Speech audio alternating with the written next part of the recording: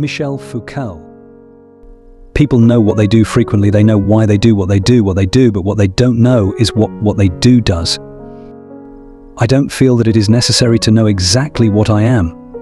The main interest in life and work is to become someone else that you were not in the beginning. Where there is power, there is resistance. What strikes me is the fact that in our society art has become something which is related only to objects and not to individuals, or to life. I'm no prophet. My job is making windows where there were once walls. Knowledge is not for knowing, knowledge is for cutting. If you are not like everybody else, then you are abnormal. If you are abnormal, then you are sick. These three categories, not being like everybody else, not being normal, and being sick, are in fact very different, but have been reduced to the same thing. Maybe the target nowadays is not to discover what we are, but to refuse what we are.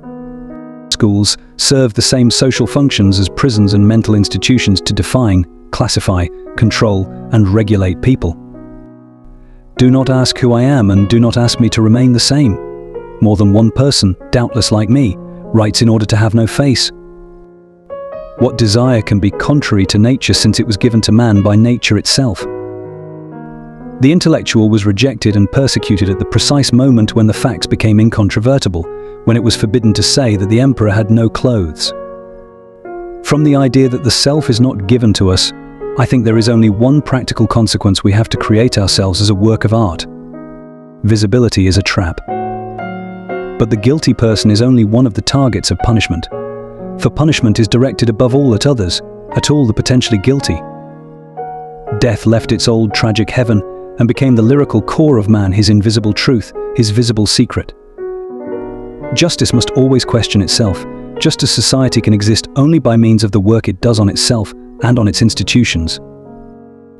There is not one but many silences, and they are an integral part of the strategies that underlie and permeate discourses.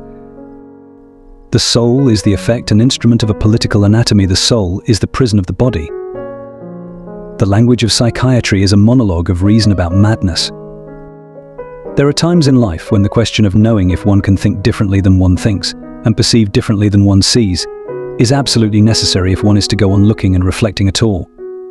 Self-attachment is the first sign of madness, but it is because man is attached to himself that he accepts error as truth, lies as reality, violence and ugliness as beauty and justice. A stupid despot may constrain his slaves with iron chains, but a true politician binds them even more strongly by the chain of their own ideas. On the soft fibers of the brain is founded the unshakable base of the soundest of empires. It is meaningless to speak in the name of or against reason, truth or knowledge.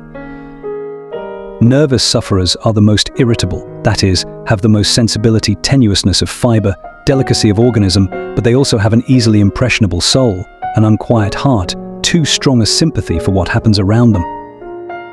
And the good ruler is precisely the one who exercises his power as it ought to be exercised, that is, simultaneously exercising his power over himself, and it is the power over oneself that thus regulates one's power over others.